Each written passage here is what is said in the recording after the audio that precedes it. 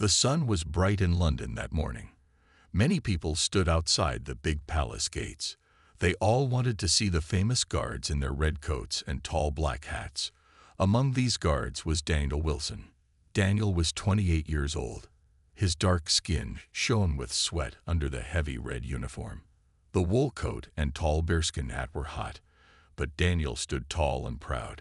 He had worked hard for 5 years to earn his place in the King's Guard. The tourists pointed their cameras at the guards.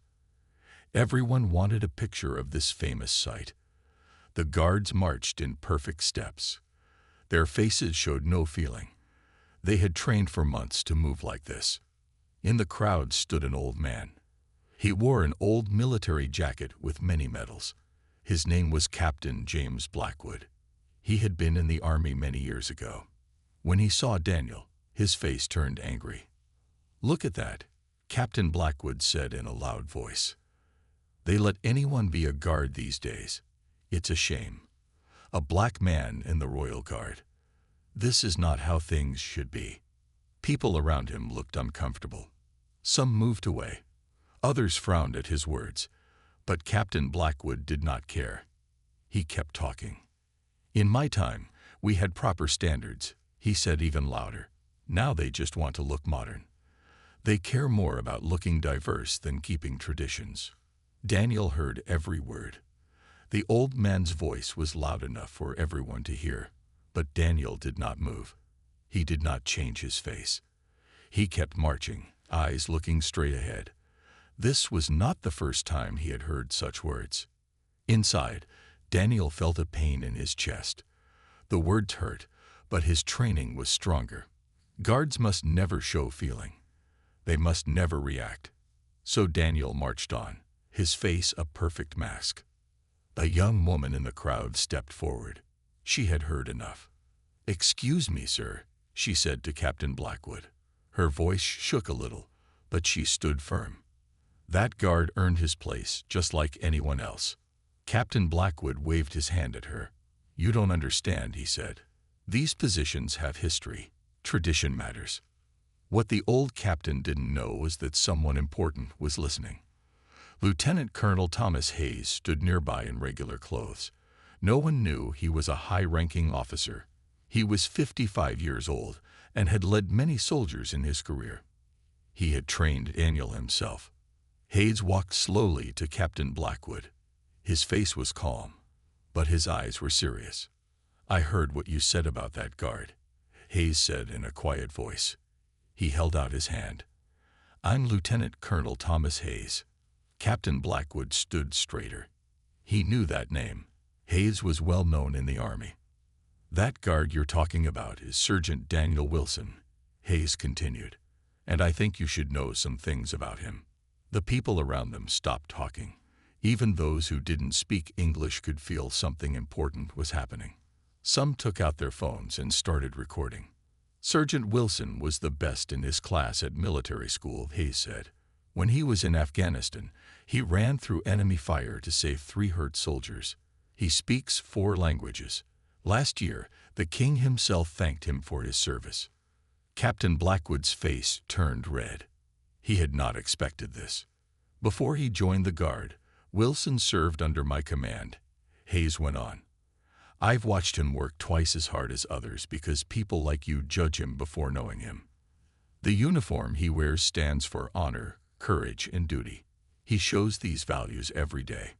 Hayes's voice stayed calm and even, but his words were strong and clear. The crowd grew larger as more people stopped to listen. "If you care about standards, Captain," Hayes said, "maybe you should think about whether your own behavior meets the standard of respect we expect from those who wore the uniform." The tourists had stopped taking pictures of the guards. Now they were filming this unexpected moment. Captain Blackwood looked around and realized everyone was watching him. "Times change, Captain," Hayes said, "and that's a good thing. Our military has always grown stronger by changing while still respecting tradition. Sergeant Wilson isn't lowering our standards. He shows the best of what those standards mean." When Hayes finished speaking, he stepped back. The crowd was quiet for a moment. Then someone started to clap. Soon, Many people were clapping, not for the guard ceremony, but for Hayes's words. Captain Blackwood stood still. His face was red with shame. He looked at the ground, not wanting to meet anyone's eyes. The medals on his chest felt heavy now. The changing of the guard went on. Daniel kept marching, his face showing nothing. He looked like he hadn't heard what happened, but he had heard every word. He just couldn't show it while on duty. Later that day, when Daniel finished his work, he went to change out of his uniform. As he left the guard's building, he saw Hayes waiting outside. "Sir," Daniel said with a salute. Hayes smiled. "At ease, Sergeant. How are you doing?" "I'm fine, sir," Daniel said. Then he added, "I heard what you said earlier. Thank you for that." Hayes shook his head. "No need to thank me, Wilson. I only told the truth." He paused, then said, "Though I must admit, it felt good to say it." They walked together toward the park. The evening was cool and pleasant after the hot day. "It happens more than you might think," Daniel said. "Usually I just ignore it." "You shouldn't have to," Hayes replied. "Not in today's world." They walked in silence for a minute. Then Hayes said, "That retired captain called me afterward. He wants to meet you." Daniel stopped walking. "Me? Why?" "I think what happened today shook him," Hayes said. "He said he wants to apologize in person." Daniel wasn't sure how to feel about this. "What did you tell him?" "I said that would be up to you," Hayes answered. "You don't owe him anything, Wilson. Not your time, not your forgiveness. It's your choice." Daniel thought for a moment. "When does he want to meet?" "Sunday afternoon. A cafe near Green Park," Hayes said. "I can go with you if you want." Daniel shook his head. "No, I think this is something I should do alone." He wasn't looking forward to it, but something told him it was important. Sunday came quickly. Daniel wore regular clothes, not his uniform. He felt strange without it. The uniform was like armor. It made him a guard, not just Daniel. Without it, he felt more exposed. The cafe was small and quiet. Daniel went inside and saw Captain Blackwood sitting alone at a table by the window. The old man looked smaller somehow, without the crowd around him. His hand shook slightly as he stirred his tea. "Sergeant Wilson," Blackwood said, standing up when he saw Daniel. "Thank you for coming." Daniel nodded and sat down across from him. A waitress came over, and Daniel ordered coffee. "I served for 30 years, Blackwood began. His voice was quiet now, not loud and angry like before. Things were different then. "That's not an excuse," Daniel said. "No," Blackwood agreed. "It's not. I'm not trying to excuse what I said." He took a deep breath. "My grandson saw the video." "Video?" Daniel asked. "Someone recorded what happened that day. Put it online," Blackwood explained. "My grandson saw it. He's 12 years old. The way he looked at me when he realized I was the one saying those things." Blackwood's voice broke a little. Daniel didn't say anything. He waited. "I'm not here asking for forgiveness, Sergeant Wilson," Blackwood continued. "I'm here because I was wrong, and because even at my age, I still have things to learn." The coffee came. Daniel added sugar and stirred it slowly. He studied the old man's face.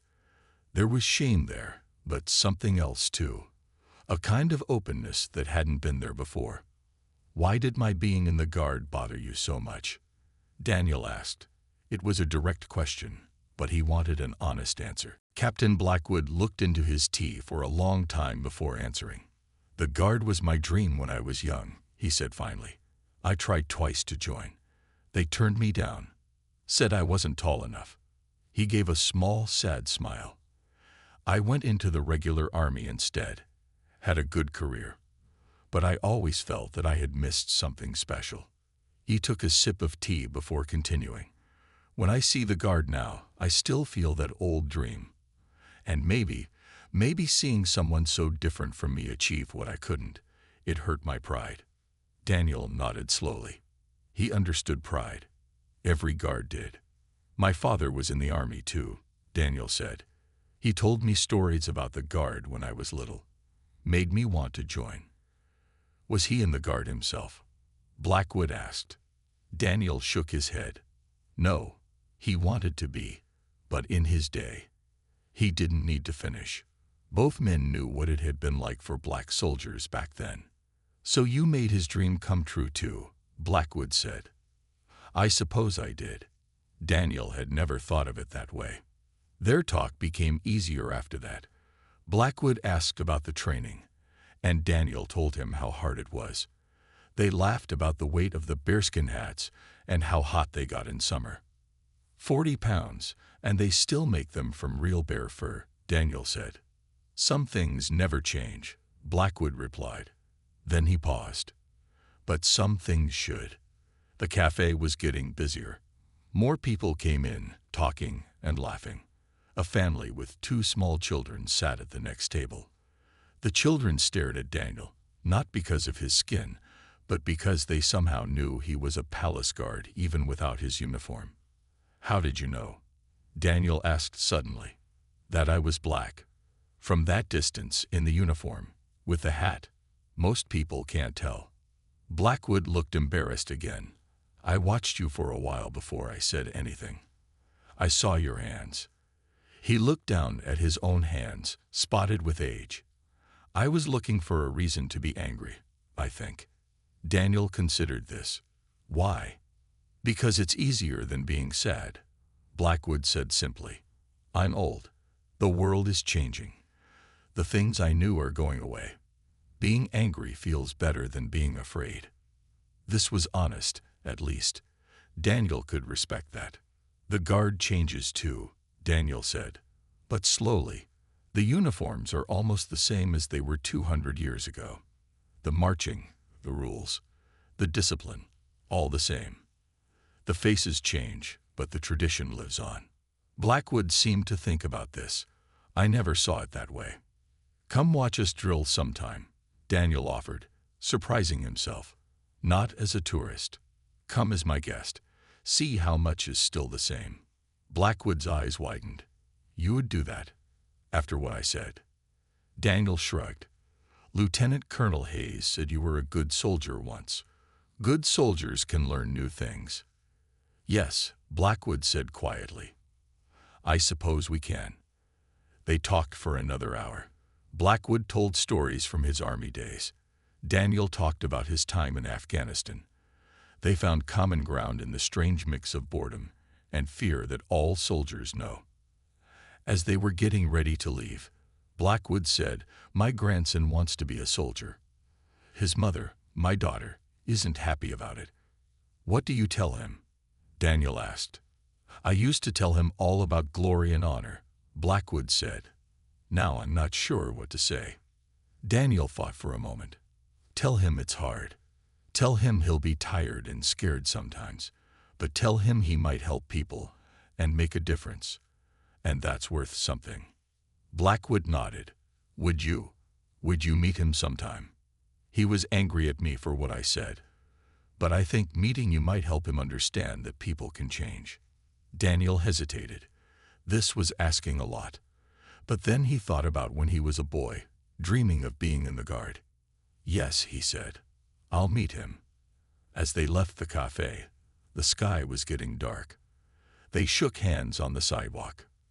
Thank you, Sergeant Wilson, Blackwood said, for listening, for talking, for not just walking away. Daniel, he replied. Call me Daniel when I'm not in uniform. James, the old man said with a smile. My name is James. 2 weeks passed. Daniel continued his duties at the palace. The tourists came and went. Some days were hot, some were rainy. The Guard marched on. One Tuesday morning, Daniel's phone rang. It was James Blackwood. Daniel, James said. How are you? I'm well, Daniel replied. On my day off. Good, James said. He sounded nervous. I was wondering. My grandson Tommy is visiting this weekend. Would you still be willing to meet him? Daniel had almost forgotten his promise. Yes, of course. When and where? They made plans to meet at a park on Saturday. Daniel would be off duty then. Saturday came. Daniel wore jeans and a blue shirt. No uniform today. He walked to the park and saw James sitting on a bench with a young boy. The boy was tall for 12, with red hair like his grandfather. Daniel. James stood up, smiling. This is Tommy. Tommy looked up at Daniel with wide eyes. Are you really a king's guard? Daniel smiled. Yes, I am. Grandfather said you stand super still for hours. Is that true? Tommy asked. It is, Daniel said. We trained for months to do it. They walked through the park together. Tommy had many questions. How heavy was the hat? Did Daniel's feet hurt? Had he ever seen the king up close? Daniel answered each question patiently. James was quiet, letting his grandson talk. They stopped for ice cream. As Tommy went to throw away his napkin, James turned to Daniel. He's been talking about meeting you all week, James said. After that video, he was so angry with me. He didn't want to visit. But when I told him you and I had talked, that you were willing to meet him, it changed things. Daniel nodded. Kids can be more open-minded than adults sometimes. He wants to be in the Guard someday, James said. Like you. It's hard work, Daniel said. But worth it. Tommy came running back. Can you show me how you stand so still? He asked. Daniel smiled and stood at attention. Back straight, shoulders back, chin up, eyes forward. He didn't move a muscle. Tommy tried to copy him, but wiggled after 10 seconds. That's hard, Tommy said. It takes practice, Daniel told him. Lots and lots of practice. As they walked more, Tommy moved ahead, looking at ducks in a pond. James and Daniel followed slowly. I've been thinking a lot since we met, James said, about what you said about tradition and change. Oh, Daniel said. Yes, the Guard changes, but the values stay the same. James looked thoughtful. I was afraid that change meant losing what mattered, but that's not always true, is it?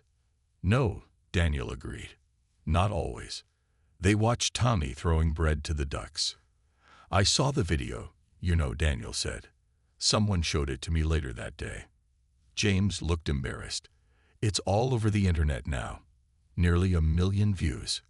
People love to see someone being put in their place, Daniel said. I deserved it, James admitted. Maybe, Daniel said, but what matters is what happens after. He nodded toward Tommy. Like how you're teaching him now. James looked at his grandson with pride. He's a good boy. Better than I was at his age. Better than I am now. Probably. That's how it should be, Daniel said. Each generation getting better. A light rain began to fall. They headed for shelter under a big tree. Tommy ran ahead, jumping in puddles. He wants to see the Guard up close, James said. I was thinking of taking him this week. I'm on duty Wednesday morning, Daniel said. Front gate. Come then. I'll make sure you get a good spot. James smiled. Thank you. Under the tree, Tommy was trying to stand at attention again. He was a little better this time, holding still for almost a minute. Look, Grandpa. Look, Daniel, he called. Well done, they both said at the same time, then laughed. The rain fell harder, but under the tree, they stayed dry. A family sheltering under the same tree recognized Daniel from the video. They'd whispered and pointed. But this time, the whispers were kind, the pointing respectful. You're famous now, James said to Daniel. Not me, Daniel said. The uniform is famous. I just wear it. No, James said. It's both. The tradition and the man. Together. On Wednesday morning, the sun was bright. Crowds gathered outside the palace as always. Daniel stood at his post by the front gate. His red coat was buttoned perfectly. His black hat sat tall on his head. His face showed nothing, as a guard's face should. From his spot, he could see the crowds forming. He looked for James and Tommy but didn't see them yet. The ceremony would start in 20 minutes. More tourists arrived. They took photos and pointed. Some tried to make the guards smile or move. The guards never did. Then Daniel saw them. James was wearing his military blazer with his medals. Tommy walked beside him, looking excited. Daniel couldn't wave or smile, but he saw them. A palace worker came out to organize the crowd for the best view. Daniel had spoken to her earlier. That's them, he thought to himself. The older man with medals and the red-haired boy. The worker nodded slightly and went to James and Tommy. "Good morning, sir," she said to James. "Are you and your grandson here for the changing of the guard?" "Yes, we are," James replied. "Would you like a special viewing spot? We have space up front for military veterans." James looked surprised. "That would be wonderful. Thank you." She led them to a spot right at the front, just 10 feet from where Daniel stood. Tommy's eyes were wide with excitement. "Look, Grandpa, it's Daniel," Tommy whispered, though not very quietly. "Sheh," James said. "Remember, he's working. He can't talk or smile now." Tommy nodded seriously. "I know. He has to be super still." He tried to stand straight like Daniel. More people gathered. The space filled with tourists from many countries. Many had cameras ready. A woman next to James noticed his medals. "You served in the military?" she asked. "Yes," James said. "Many years ago." "My father was in the army too," she said. She pointed at Daniel. "That guard there. I saw a video about him. Someone was saying terrible things about him, and another officer stood up for him. It was powerful." James was quiet for a moment. Then he said, "Yes, I saw that video too." He didn't say he was the man in the video. He didn't need to now. The ceremony began. The guards marched with perfect steps.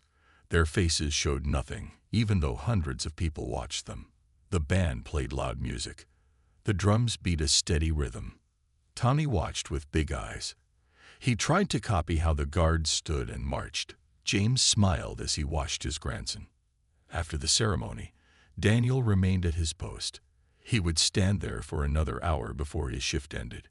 James and Tommy stayed nearby, watching. "He doesn't move at all," Tommy whispered. "Not even when a fly landed on his face." "That's part of the discipline," James explained. "The guards are famous for it."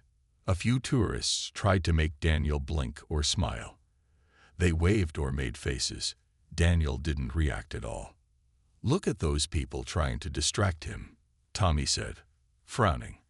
"That's not very nice." "No, it's not," James agreed. "The guards deserve respect."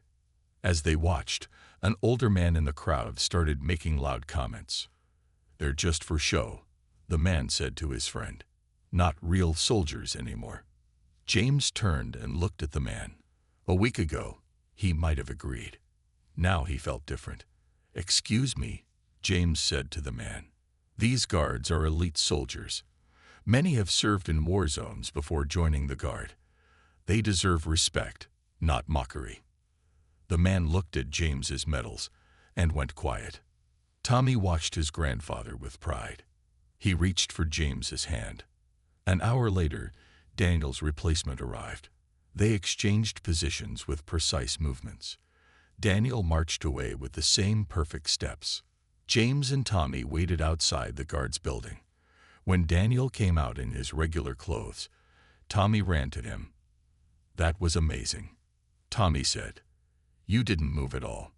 Daniel smiled. "It takes practice." "I practiced at home all week," Tommy said. "I can stand still for 3 minutes now." "Very impressive," Daniel said. "That's longer than most adults can manage." James walked up to them. "Thank you for arranging that front spot for us." "Happy to," Daniel said. "Did Tommy enjoy it?" "It was the best thing ever," Tommy said before James could answer. "And Grandpa told off a man who was being disrespectful about the guards." Daniel raised his eyebrows. "Did he now?" James looked a bit embarrassed. "Just doing my part." "Are you hungry?" Daniel asked them. "There's a good fish and chips shop nearby." Tommy looked at his grandfather with hopeful eyes. "Can we go, please?" "Of course," James said. "Lead the way, Daniel." They walked through the busy London streets. Tommy walked between the two men, sometimes skipping ahead, then waiting for them to catch up. "He's been talking about nothing but guards all week," James told Daniel quietly. "His mother says he stands at attention in front of the mirror for practice." Daniel smiled. "I did the same when I was his age." The fish and chips shop was small but clean. They found a table by the window. The owner, Mrs. Peters, knew Daniel and waved from behind the counter. "The usual, Daniel," she called. "Yes, please, Mrs. Peters. And the same for my friends." They sat down. Tommy still had many questions about being a guard. "Is it boring standing still so long?" he asked. "Sometimes," Daniel admitted, "but it's an honor too. We protect the king and the palace. That's important work." "Have you ever caught bad guys?" Tommy wanted to know. Daniel laughed. "Not while on guard duty. But before I joined the guard, when I was in Afghanistan, yes." Tommy's eyes grew wide. "Were you scared?" "Yes," Daniel said honestly. "Being brave doesn't mean you're never scared. It means you do what's right even when you are scared." James nodded. He knew this was true. Mrs. Peters brought their food, golden fish with crispy chips. Tommy ate hungrily. "Your grandmother used to make fish and chips every Friday," James told Tommy. "Remember?" "Before she got sick," Tommy said, looking sad for a moment. Daniel understood then. James had lost his wife. That might explain some of his anger at the world. They ate and talked. Daniel told stories about the funny things tourists did to try to make guards laugh or move. Tommy laughed so hard at one story that soda came out his nose.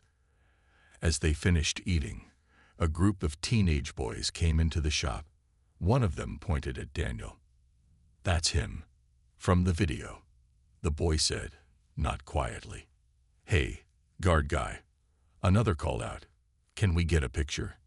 Daniel was used to this now. The video had made him known to many people. Usually, he just smiled and said no politely. But before he could answer, Tommy stood up.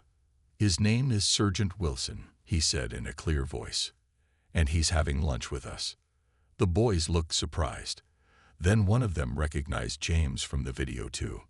"Wait, aren't you the old guy, whoa?" he began. "Who learned an important lesson?" James finished for him. "Yes, that's me.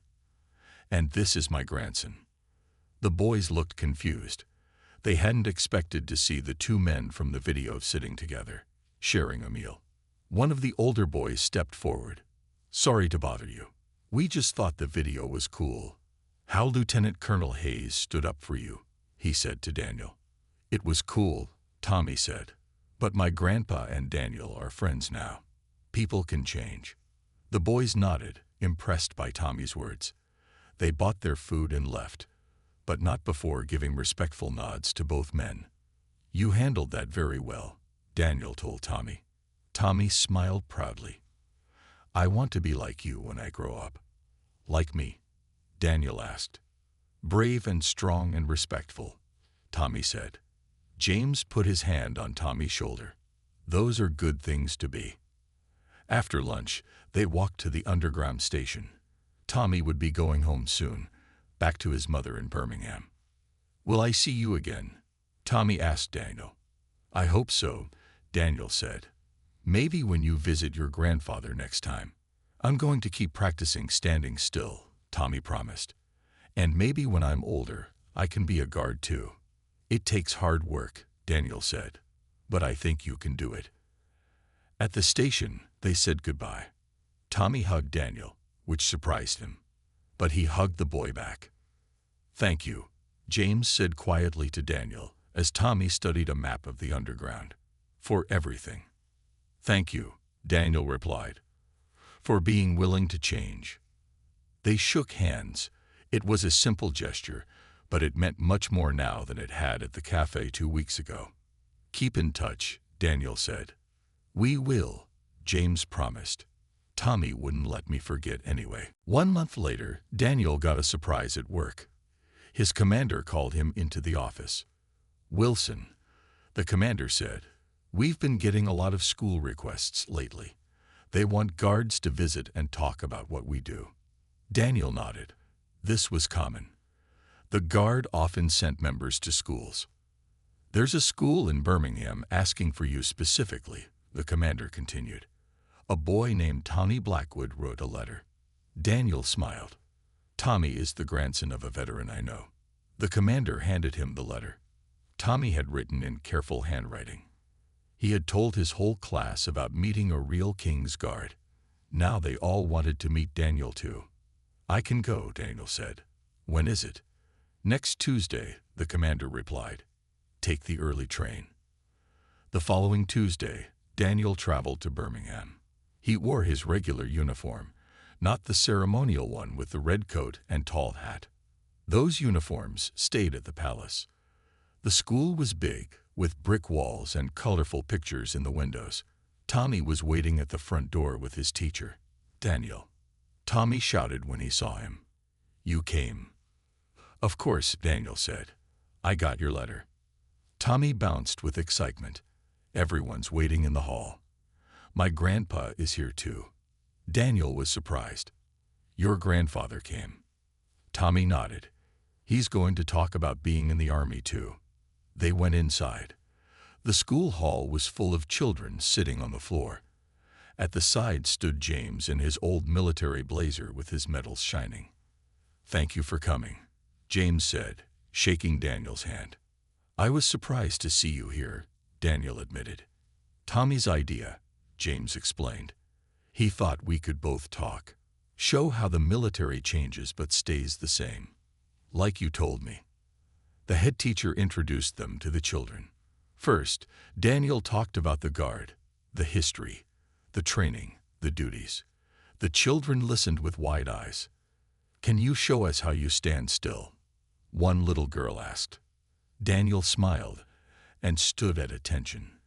The children tried to copy him, but most giggled and fell over. Then James talked about his time in the army. He showed pictures from when he was young. He explained how the army was different back then, but how some things stayed the same, like duty and honor. "The army has changed in many good ways," James said. "Now it has people like Sergeant Wilson, who make it better and stronger." Daniel looked at James with surprise. Just 2 months ago, this man had called him a disgrace. Now he was praising him to a room full of children. After the talks, the children asked questions. One boy raised his hand. "My dad saw a video with both of you," the boy said. "He said you didn't like each other at first. Is that true?"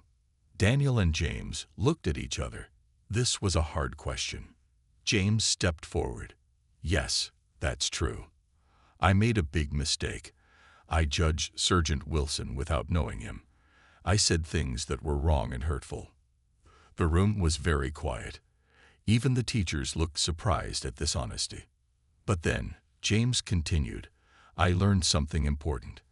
I learned that I was wrong. I learned that change can be good, and I learned that it's never too late to say sorry and to learn new things." Daniel nodded.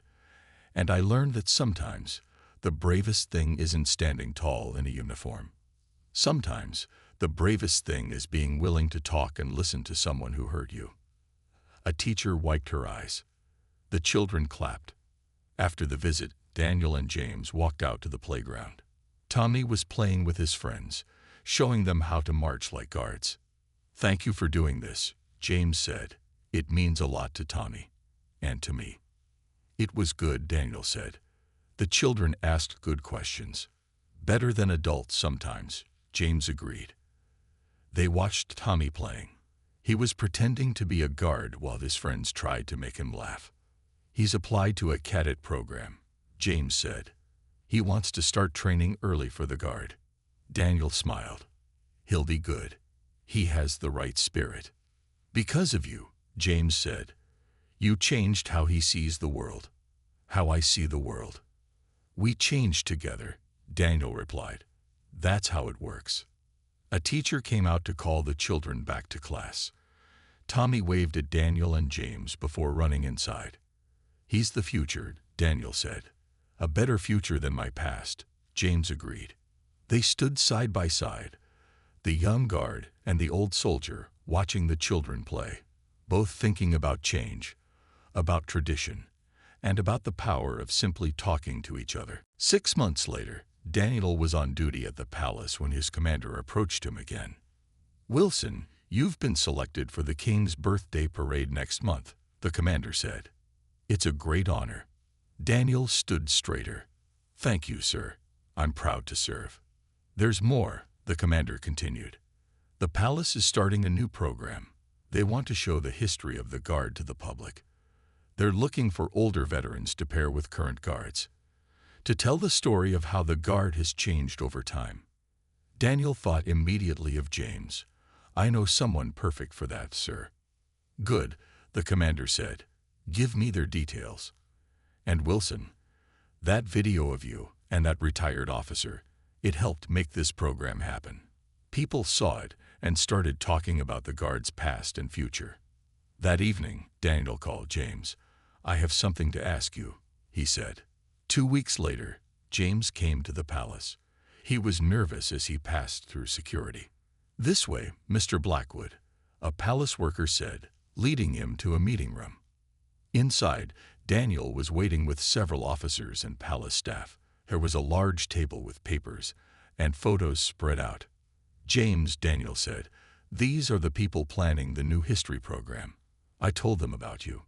James shook hands with everyone. He felt out of place in such grand surroundings.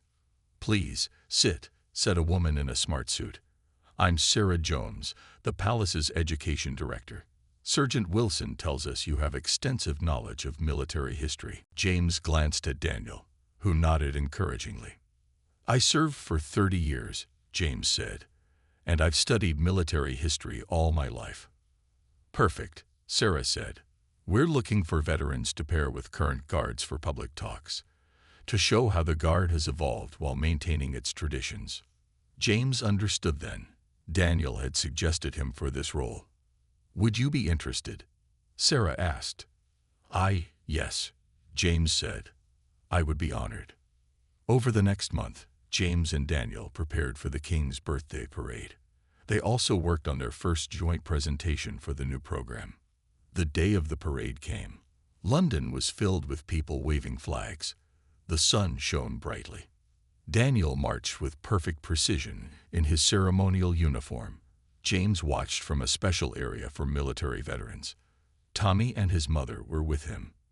"Look at him, Grandpa." Tommy pointed excitedly. "He's right at the front." James felt proud watching Daniel. Not just of Daniel, but of how far they had both come. After the parade, there was a reception at the palace. Daniel found James and his family. "You did well out there," James said. "Thank you," Daniel replied. "Ready for our first presentation tomorrow." "A bit nervous," James admitted. "You'll be great," Daniel assured him. The next day, they stood together at the palace gates. A group of 30 people gathered to hear them speak. Tourists stopped to listen too. James spoke first, telling stories from the Guard's long history. He showed old photos and explained traditions. Then Daniel spoke about the modern Guard, the training, the duties, the challenges. "The Guard looks much the same as it did 200 years ago," Daniel said. "The uniforms, the ceremony, the discipline, all very similar. But the people inside those uniforms have changed. Today's Guard comes from all backgrounds. We bring different experiences, different strengths." James stepped forward. "But the values remain the same: duty, honor, excellence. That's the beauty of it. The Guard evolves while preserving what matters most." A woman in the crowd raised her hand. "Aren't you the 2 men from that viral video? The one where I made a terrible mistake?" James said honestly. "Yes, that's us." "And now you work together?" the woman asked, surprised.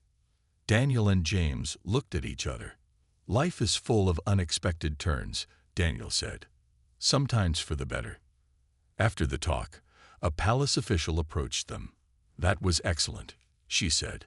"The king's office has been following your story. His Majesty is interested in meeting you both." James looked shocked. "The king wants to meet us." "Your story has touched many people," the official explained. "It shows how conversation and understanding can overcome prejudice. His Majesty believes that's an important message for today's world." As they walked inside the palace, James whispered to Daniel, "I never imagined I'd be here, especially not after that day at the gate." "Life takes strange turns," Daniel said. "Thank you," James said simply, "for seeing past my words that day, for giving me a chance to learn and change." "Thank you for being willing to change," Daniel replied. "Not everyone is." Together, they walked through the palace doors. The young black guard and the old white veteran, once divided by prejudice, now united by respect and friendship, both wearing their medals, both standing tall. 1 year had passed since that first day of the palace gates. So much had changed. Daniel and James stood in a large hall at a military museum. Around them were photos, uniforms, and stories from the Guard's long history. At the center was a new display called Tradition and Change. It showed how the Guard had evolved over centuries while keeping its core values. Today was the opening of this special exhibit. Many people filled the hall: military officials, history lovers, and families with children. Tommy was there too, taller now at 13. He wore a cadet uniform, his chest puffed with pride. "Nervous?" Daniel asked James as they prepared to speak. "Not anymore," James replied with a smile. "We've done this many times now."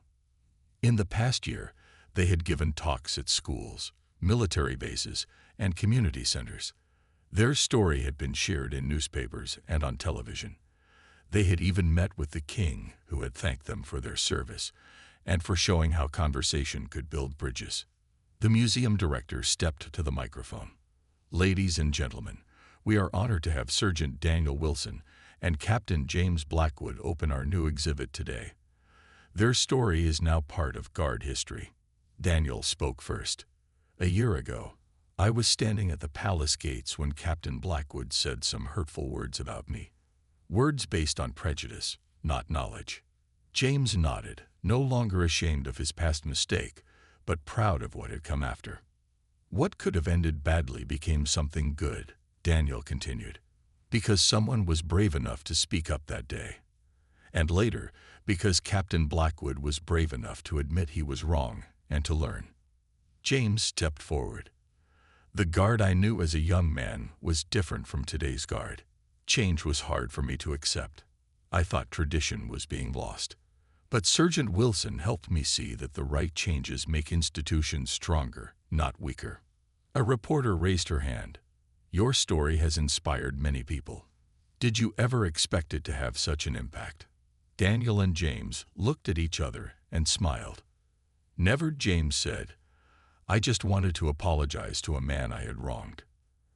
And I just wanted to help someone understand," Daniel added. After the speeches, people moved around the exhibit. Many stopped to talk with Daniel and James, asking questions or sharing their own stories. A group of young Guard recruits approached. They were from many backgrounds, different races, different parts of Britain. All wore the same uniform with the same pride. "Your story was part of our training," one young woman told Daniel. "They show us the video and then talk about the Guard's values." Daniel felt honored. Their personal journey had become a teaching tool. Later, as the crowd thinned, Tommy ran up to them. "The captain of my cadet unit says I might be able to join the Junior Guard program when I'm 16. "That's wonderful," Daniel said. "Keep working hard." "I will," Tommy promised. "I want to be like both of you." Both of them. Not just Daniel now, but James too. The boy had found heroes in both men. As the museum closed, Daniel, James, and Tommy walked outside. The sun was setting over London, painting the sky with orange and pink. "What comes next for you two?" Tommy asked. "We've been asked to write a book," James said, "about the Guard's history and future. And about our story, Daniel added. They stopped at a bench and sat down. From there, they could see the palace in the distance, its flags waving in the evening breeze. I never thought I'd help write a book, James said. At my age, you think your story is mostly finished. Stories don't finish as long as they're being told, Daniel said. And as long as they help people. Tommy looked at both men with admiration. My teacher says your story is important because it shows people can change and grow. Your teacher is wise, James said, putting his arm around his grandson's shoulders. They sat quietly for a moment, watching the sunset. So much had happened since that day at the palace gates. A harsh word had led to understanding. A mistake had led to friendship. A viral moment had led to lasting change. The guard will keep changing, Daniel said. New faces, new ideas. But the best traditions will remain, James added. And that's how it should be, they said together. Behind them, the lights of the palace began to shine as darkness fell. Guards stood at the gates, as they had for hundreds of years. The same uniforms, the same discipline. But inside those uniforms were the faces of modern Britain. Diverse, strong, united by shared values. Just like the two men sitting on the bench, watching the day end, and a new one prepare to begin.